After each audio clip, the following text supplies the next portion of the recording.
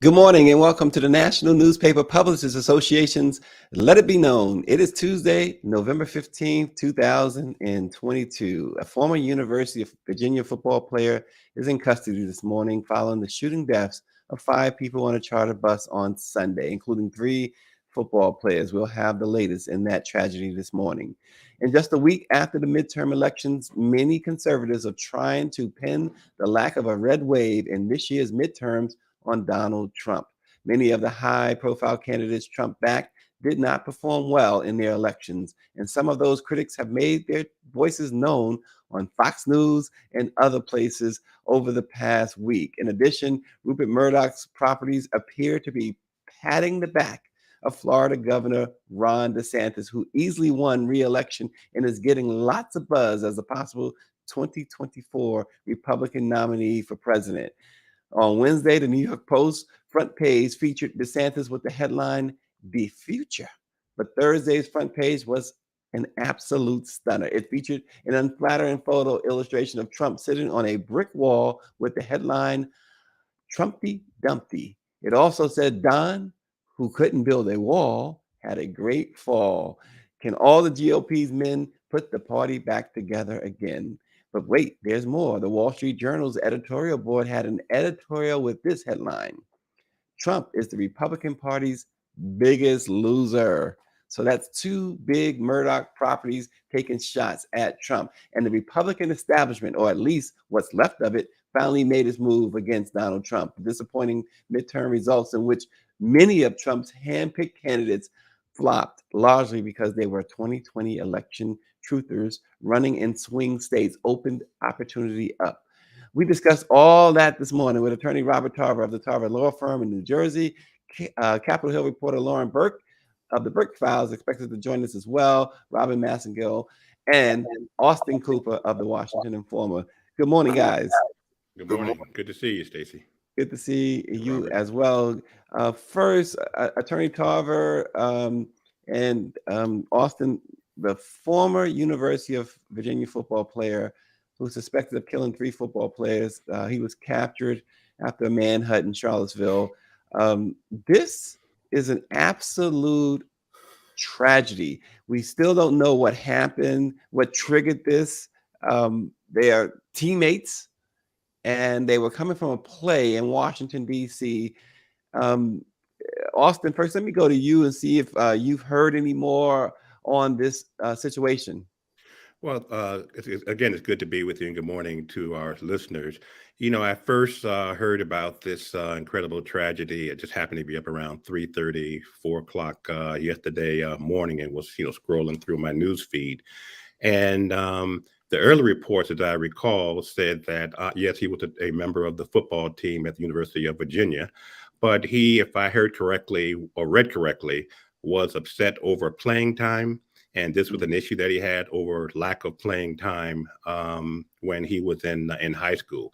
So when I first heard the report, I just assumed that he was upset over not having the opportunity to get more playing time, and jealousy and any other mental issue that he clearly is going through. As you know, Stacey, I'm from Miami, so my heart goes out not only to the family of I think it's Deshaun, Yes. Who was from Miami, Perry, but yes. the other two families as well. And this, these types of shootings have just become so common and so unfortunate in today's society. Yeah, the 600th mass shooting this year in America that we know of. Attorney Tarver, this kid is 21 years old. Yeah. We don't want to not talk about the victims here, but or shine a light on Christopher Darnell Jones, who is the alleged shooter. But 21 years old, as an attorney, what's the first thing, if you're defending this guy, what's the first thing you say to him? Well, the first thing I don't say anything to him at first. The first thing I try to do is to figure out, number one, the facts of the case. But then number two, when I do talk to him, the first thing I would want to know is whether or not there is some form of disability, instability, or something else that I could identify that would lead him to do something that's abnormal. Look, this is abnormal, bizarre behavior. And there has to be some explanation for it. The explanation may be one that we can understand, a rational explanation, or it may be an irrational explanation, which is tied to some form of mental instability. And here's the problem, Stacey. So many people are facing mental instability. We've got record mental instability after the pandemic. And you tie that in with the fact of having no control over guns and not doing effective background checks and not having these effective checks. This is a recipe for these types of things to happen, and they will happen over and over and over again, as we're seeing. Yeah, and obviously, this is any prosecutor premeditated. They went to a play in Washington, D.C. If it is about the football not getting playing time, if it is anything football related, why 10 o'clock at night on a bus coming from a play? What happened here? There's a lot of questions, right? Yeah, that's what we're saying. Number one, did you get on that bus with the intent of doing harm, since you obviously had a gun beforehand? What was your intention? Obviously, there's some real issues here. And was he defending himself in some way? Was he bullied? Was he harassed and felt like he had to do this? And I'm not making excuses for him. But again, someone who might be mentally unstable would blow those things out of proportion and feel that they had to do something in retaliation. So there's so much we don't know, so much we're speculating about. But the one thing we don't have to speculate about is that this gun situation in America is out of control. It is, Austin. And is there anything on the horizon? I mean, I know I do a lot of coverage of the federal government and Congress. I don't see anything that's immediately coming down the pike, but what about in DC? Anything coming down the pike there? Not that I'm aware of. And this, again, as Rob said, is just and you said it's just a horrific tragedy that is becoming far too common. When I hear about these tragedies, I don't want to say I'm immune to it, but it no longer shocks my system like Which it is did a shame, before. right? Because it comes so, with such frequency. But this, seeing the image of three young brothers, seeing a young brother who is 21, 22, who is now in custody and his life is over. It's just sad. No, I don't see, Stanley, any moves at the congressional level here in Washington to address gun violence. I know we're going to get into this. Even with the change of Congress, it's going to be just as tough as it was for Biden to get gun control and other issues through as it was for the first 2 years. So no, I don't see. And look, I don't wish ill upon anybody. When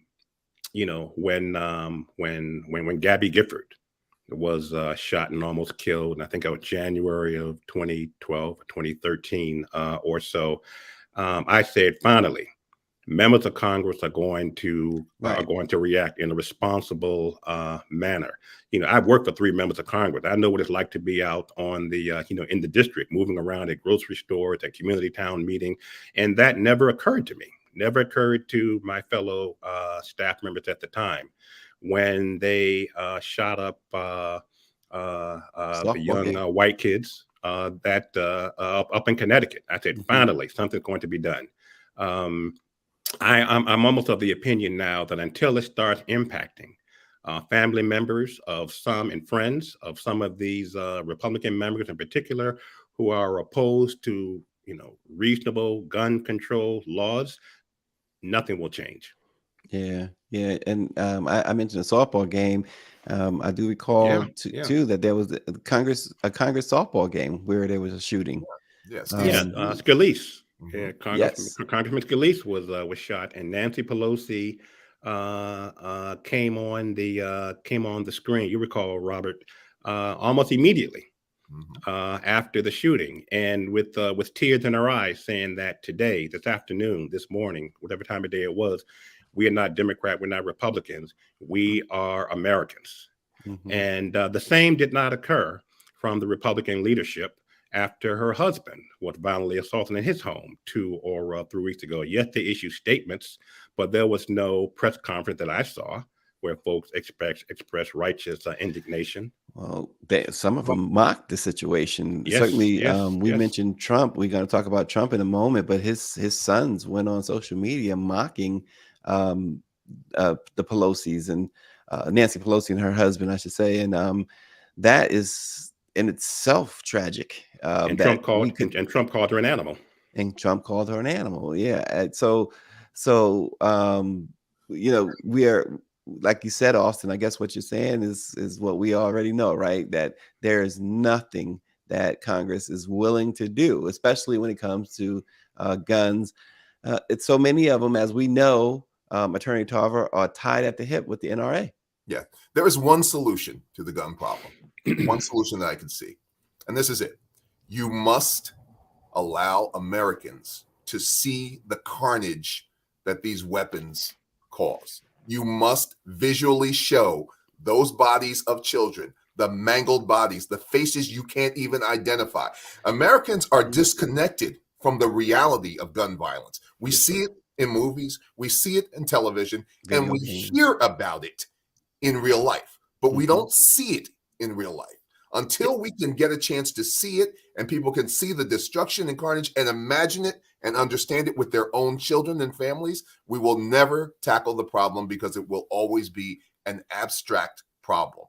We have to do something to take it from abstraction to reality. And the only way you do that is to allow these families, or urge these families, to allow their heartbreak, heartache, and pain to be shared with America, so we can actually make a change. Like Mamie Till. Yep, I was just about to, there you go. Like Mamie Till Mobley. Yep. There you go. And that is exactly what I was thinking of, Austin, when he said that, because that changed everything at that time, didn't it? Yes, sir.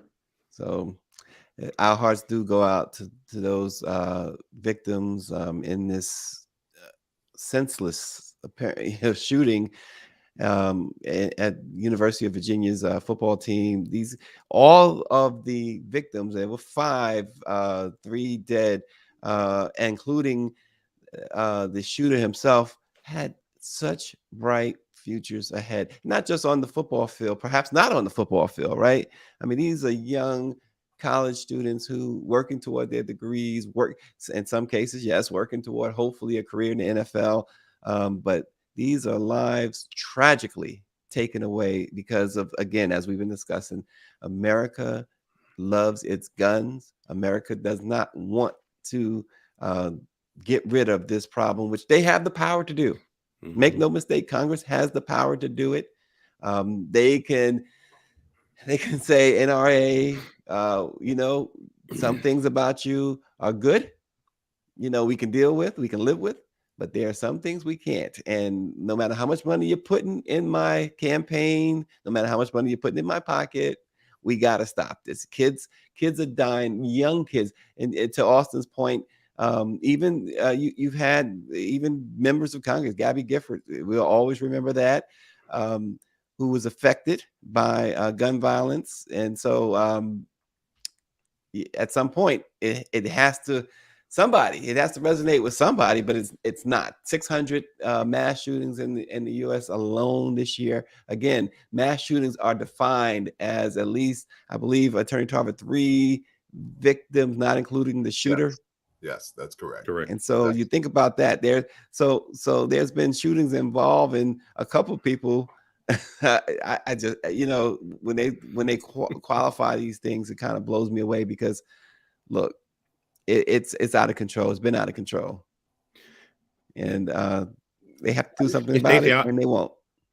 And I think it's also important to remember, and not to be offensive to the families of the victims who are deceased, and the other 2 who will hopefully make a complete and full recovery, but also the family of the shooter.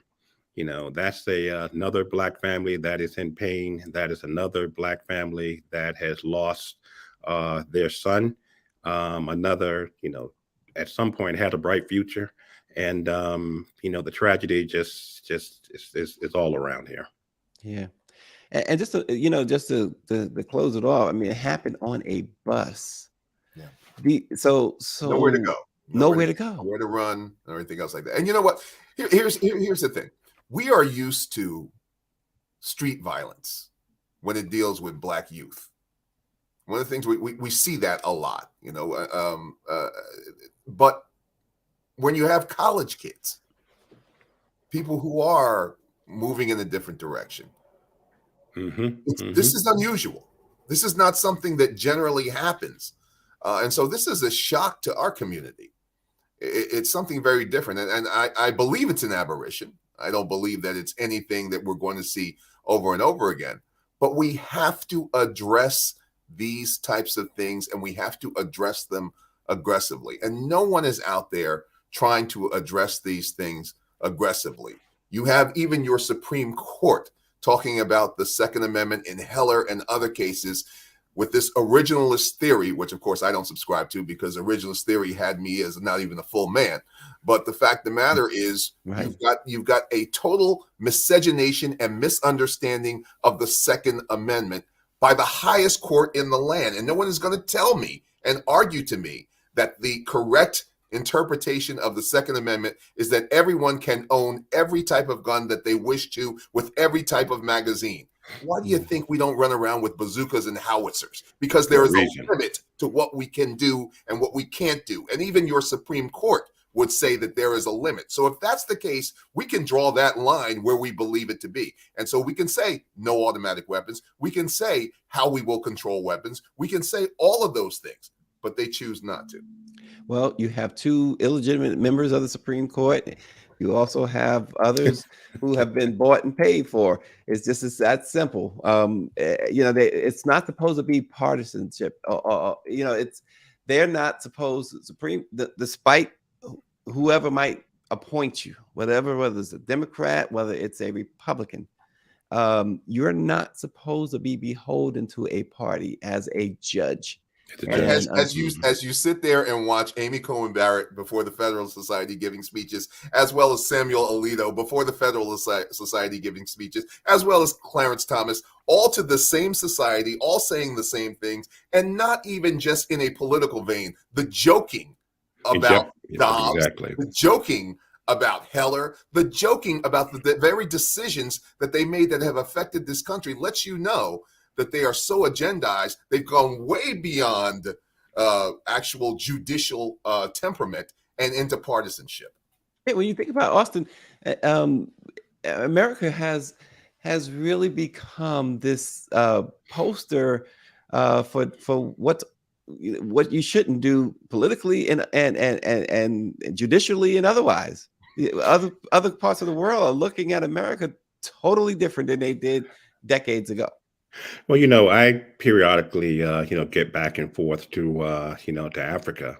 And I remember a common question I was asked during the Trump administration was, so Mr. Cooper, or so Austin, how does it feel to live in a non-democracy? How does it feel to live under a dictator? And at first I was like, what the hell are you saying? And then I thought about it. I said, yeah, okay, well, now I can relate to some of the circumstances on different parts of Africa and different parts of the world. But this is a completely new environment. The whole what Mitch McConnell did to Barack Obama, and not allowing with the Merrick Garland the nomination to go forward. That started a train. Exactly. Yeah. That was the exact opposite of what he did with Amy, with Judge Barrett. She was confirmed. She was confirmed. What attorney wasn't she confirmed? And Stacey, less than 30 days before the election. Confirmed and on the bench. Yeah, exactly. And the hypocrisy is just so incredible.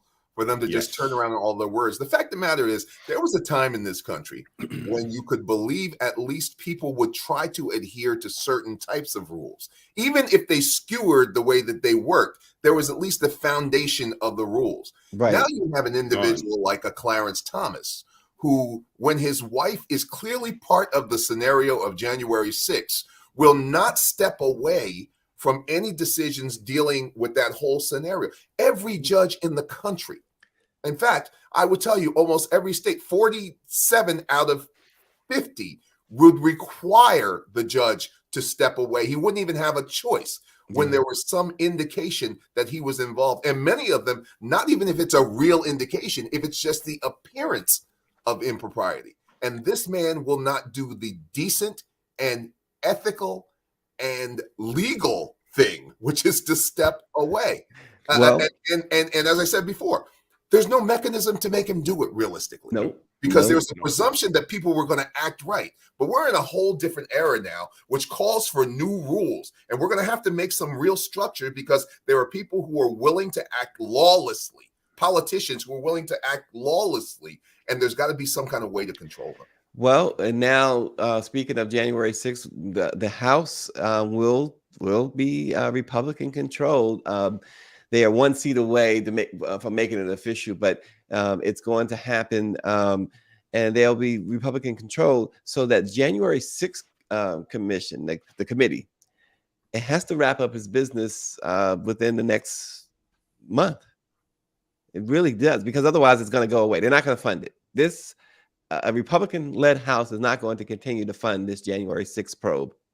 You can bet your bottom dollar on that. Well, for all intents and purposes, they're done.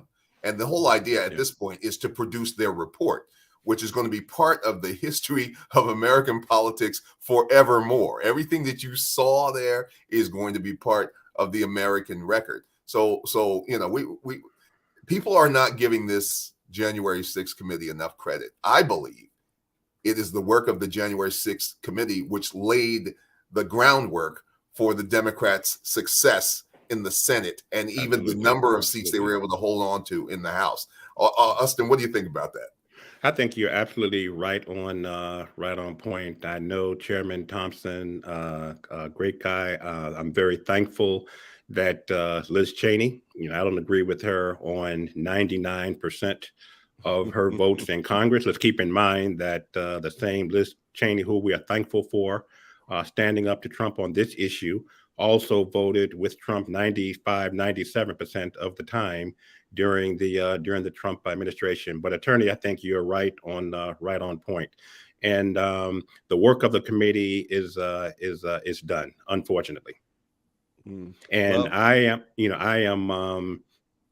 I remain offended by the white privilege of too many folks who were, subpoenaed, or who should have come and testified before this committee, got away scot-free by not doing so. I sat and I listened to the former vice president on ABC last night. And while I'm very thankful for what he did on January 6th, he should have come before that committee. He should not have had to have been asked or subpoenaed to come before that committee. He saved it for his book, Austin. Yeah, he saved it for his book, like some of the other folks in the in the administration. And at what point does this double standard, does this hypocrisy cease? At one point does this sort of white privilege stop? Even when democracy is on the line, white privilege still reigns supreme.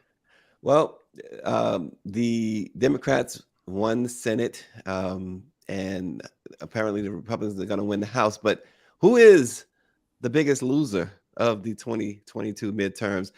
Many say it is Donald Trump. Is he the biggest loser, Attorney Tarver?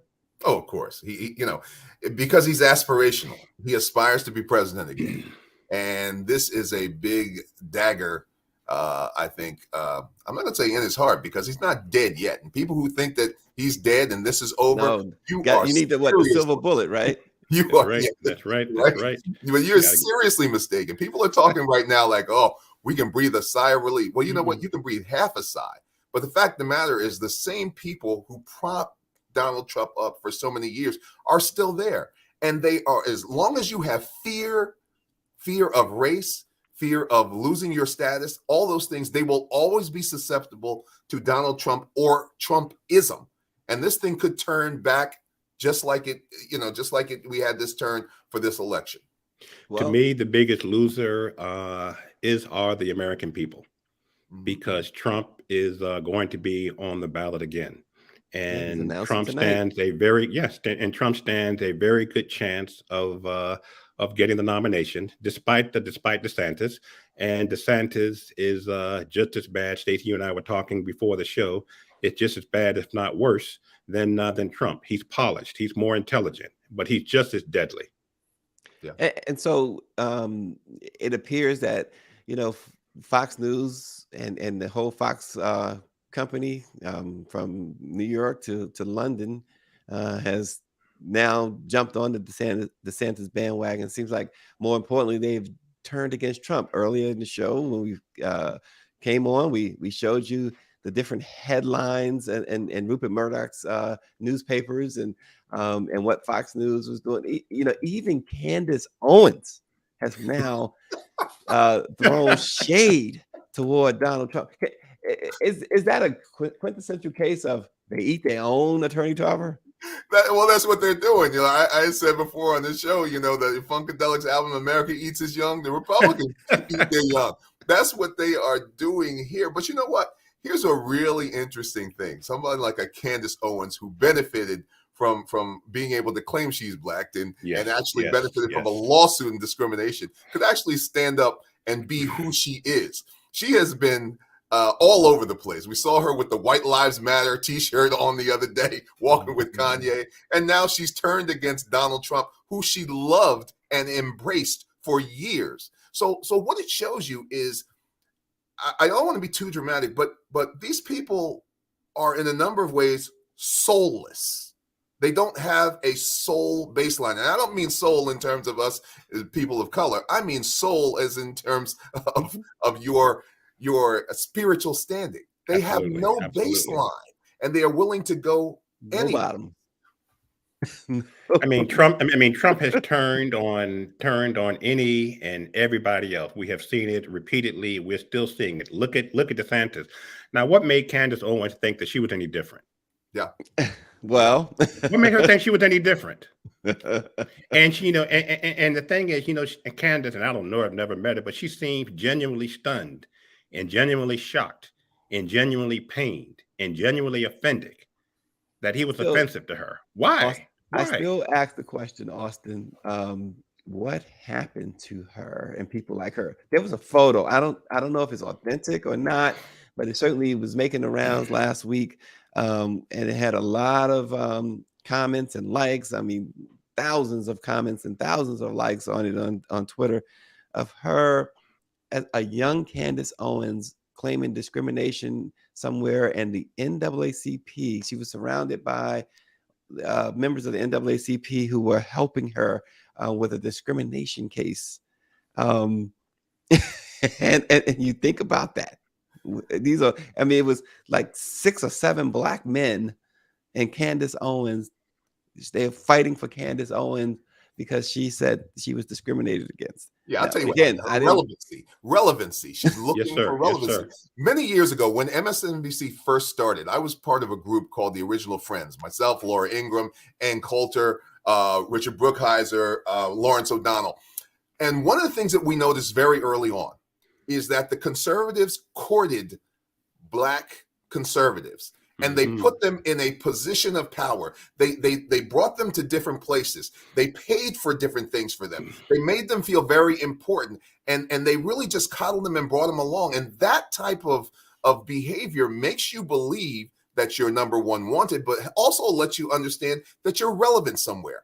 And so what the conservatives have been very good at doing is picking off people of color in different positions and putting them on a pedestal, making us believe and making them believe that they are relevant and that they are more than they actually are. And that's an intoxicating thing. And that's what I believe happened to Candace Owens. Agreed. What's the woman's name who was on the president's staff? She was Omarosa. on Trump's staff. Omarosa. Same thing happened with Omarosa. There's that You know, picture too, by the way. I had not That seen that. Yeah, 2007. She was 17-year-old high school student in her hometown of Stamford, Connecticut. In February of that year, a group of white boys from her school reportedly left voicemails on her cell phone in which they used racial slurs and threatened to kill her. Mm. That Well, is, it's pretty, Austin, I didn't mean to cut you off, but that's pretty astonishing for those who know of Candace Owens today. agreed. Candace Owens was reminded by Donald Trump that she's black, the same way Omarosa was reminded by Donald Trump that she is black. It's just unfortunate that these smackdowns come to our folks in this manner after they have been drinking the Kool-Aid for so long. And Well, I'm the other just thing, glad. I'm go sorry. ahead. Go ahead, Rob. I'm talking to you, but go ahead, Rob. No, I didn't interrupt you, but I just had an observation. The other thing is, just as quickly as they raise them up, they can bring them down. One of the things you Yes. see with Donald Trump, I don't know if you saw it today, Winsome Sears, who was the lieutenant governor in Virginia, Yep. Donald Trump personally attacked her. He went after her like crazy by way of his Twitter, and she was a huge Trump supporter. Remember, she was up there with an automatic weapon standing there, but Yep. but and the same goes with Omarosa, as you identified. Yep. So Yep. You haven't really heard from Omarosa. I hope she's okay. Do you? Yeah, that's right. I haven't heard from her in a while. Well, I just want to say I'm finally glad. I'm just glad to have an African American on the Supreme Court once again who represents my The one interests. black person on the Because Supreme Court. exactly, because in my opinion, we didn't have any black representation for almost 30 years. So thank you, Justice Jackson. And not only do we have black representation, she is absolutely brilliant. Yes, That's sir. why Supreme Court hearings should be televised, because she lit into Alito and other justices with a historical perspective that no one they couldn't even understand the 14th Amendment perspective that she gave, basically explaining how we got to where we got to with affirmative action. So we need more like her and less like Listen, so your good friend Stacey, Mr. Thomas. Uncle Thomas. But the quick question though. So the Republicans are going to take the House. McCarthy may be Speaker, regardless of who's Speaker on the Republican side. They're going to take the House, which we talked about a little bit earlier, that nothing's going to be able to get done. So the question is, did Biden miss a golden opportunity these first 2 years? Go ahead, Rob. Well, look, the fact of the matter is you have so many different interests in the Democratic Party. It's unlike the Republican Party, which, they seem to be monolithic. You have so many different interests that it's very difficult to really move forward with your agenda. So I wouldn't say Biden missed the opportunity. I would say that the Democrats missed an opportunity to move forward with a number of different things. But you know what? When you're in the majority of the House, you are actually, interestingly enough, playing defense because you're going to be attacked all the time. And that's what's going to be interesting about this particular term. Remember, they talked about impeachments and this and that. Yep. A lot of Republicans who are not going to be able to do that because of the close battles they went through. Well, and then, they were hoping they got the Senate too, so they could have some support. They don't have that support at all in the Senate. You may still hear, particularly if McCarthy is the Speaker, some impeachment rumblings, and it may go to a hearing in the House or whatever. It's not going to go anywhere. Correct. But in fact, David Youngblood is saying that Jim Jordan will be the Speaker and not McCarthy. I know there's been a lot of pushback against McCarthy, and he's been trying to form a team. But I also heard Jim Jordan was going to put up a fight to that, and this is what David is indicating as well. But just to close it out with Trump, the announcement is tonight. Donald Trump will formally announce, unless something changes between now and tonight, and he says, I just don't want to do it anymore. Which who can imagine that? He won't. He won't. Real quick, him versus DeSantis, that's what it's going to come down to, apparently. I mean, I can't imagine anybody else jumping in that race on the Republican side. Liz Cheney might, but she's not going to go anywhere. Yeah, it's really Trump or DeSantis. I will say this. There was a very, very slick gentleman, Glenn Youngkin, and many people did not recognize one of the things that he did, which was remarkable. He sent this handwritten note to Nancy Pelosi and her family. Now, what does this show you about Glenn Youngkin? Glenn Youngkin has done some of the most conservative and crazy things. What they're doing in education in Virginia is horrible. They are whitewashing all the educational system, but he doesn't appear to be rabid like anyone else. In fact, he is so much smoother than a DeSantis and a Trump that you won't even see him with a knife in his hand. I would say he is You'll just be bleeding. He is a possible person to sneak up and if there's enough blood left from the Trump-DeSantis war, to be the one standing. And that's what I was thinking too. That's interesting. You put it that way. Well put, of course.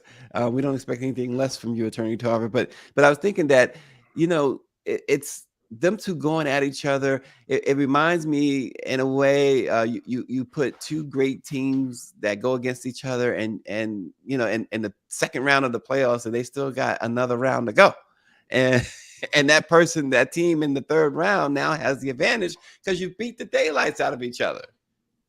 That's really interesting. We'll see. Glenn Youngkin, that's a name to watch then. Well, I know if Kevin McCarthy does become Speaker of the House, he's going to have many sleepless nights, as did former Speaker Boehner. Looking over his shoulder, locking his doors, locking his windows, because that's going to be one hell of a speakership. Well, trying to satisfy those the crazy wings of that party. Well, Nancy Pelosi says she's afraid for her life. Alexandria Ocasio-Cortez said she's afraid for her life. This is where American politics is at. Unfortunately, it's really a shame that these people who hold these positions, Congress, Speaker, they're afraid for their lives. And this is deliberate. This is a deliberate intimidation strategy, and it's from the bottom up. This is actually a grassroots strategy because they're stopping people, good people, from even running on the lower levels, on the local municipal levels and things like that. And who's left? The people who are doing the intimidating, the bad guys, are the ones who are going to be running the asylum at this point. So that's where we are. Well, there you have it. Again, our hearts go out to those the families of those football players in the University of Virginia as a whole. And instead, they closed down the campus. I think they shut down classes for the week.